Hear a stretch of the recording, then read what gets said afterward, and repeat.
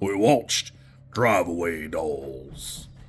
And I gotta be honest with you, that while I could watch Margaret Qualley talk to me in tautology or like random little life lessons in that accent for about 16 hours, this is probably the worst Coen Brothers movie. I think it's gonna be the bottom for me.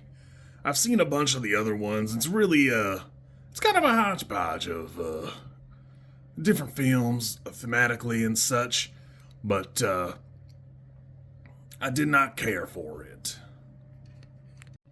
Not to put too fine a point on it, but it does seem to have a common denominator in that Trisha Cook is the one who seems to be like kind of the driving force of it, so I probably just don't like her films that much.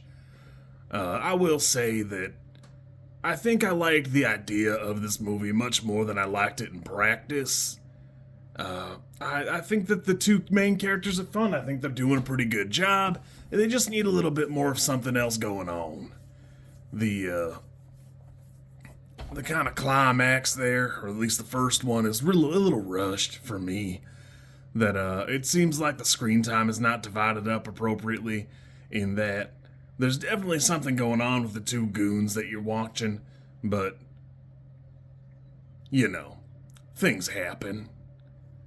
And, there's these weird sequences. Every time you see that psychedelic thing or the sign they wrote on the back of the car, you know you're about to see what looks like the most unpolished camera work or something else that just is not going to do as well as it probably ought to. Whatever it's trying to do, it ain't there for me. I don't know what it is, but it ain't there for me. And I think it does okay as a period film. I don't know. You really don't get to experience a ton of it. I think the hotel door was locked or wrong. I'm not really sure about it off the top of my head. I'd have to look into that. But the movie itself was okay at best.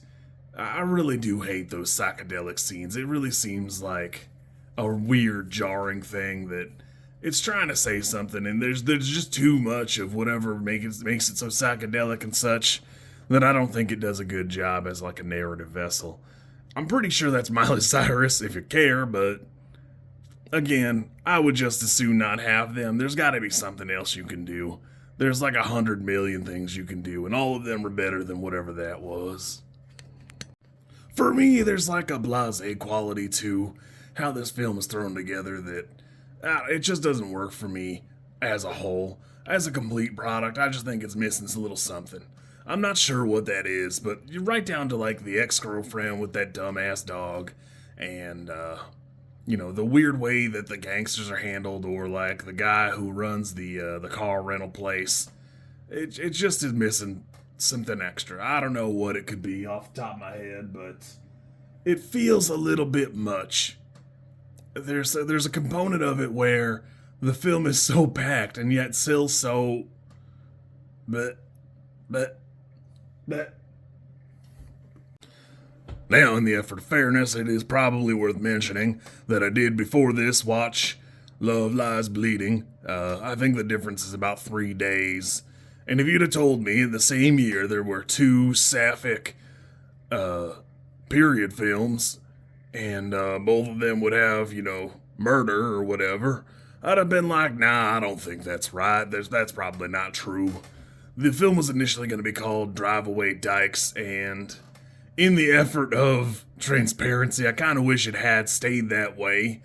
Not because I mind particularly, but I probably would not have suggested that my mother watch this movie with me because I was going to watch a movie. Regretty spaghetti on my part, but I guess it is what it is. I personally don't think I'll choose it again. The movie's like a 4 or a 5, but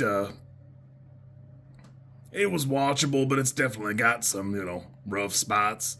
Again, as soon as you see the little sign on the back of the car, the camera work's about to get kind of shoddy, or it's going to go into a crappy sequence that doesn't belong at all.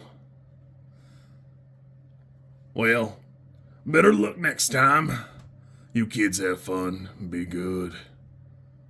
Hopefully Margaret Qualley's gonna call me and have I'll have the crappy accent. She'll have a pretty good one. I don't know. You kids be good. If you like this content, I'm supposed to ask you to like, comment, and subscribe. I think like is here, and comment is probably down there, and subscribe over there somewhere too. I think. I don't know how many times this like snippet is gonna make it into a video. Uh, Everybody says you should do it this way, and I always thought it was just like an annoying thing other YouTubers did. And as you know, I am bad at editing, so if you like it, great, I'm happy for you. If you don't like it, I'm sorry.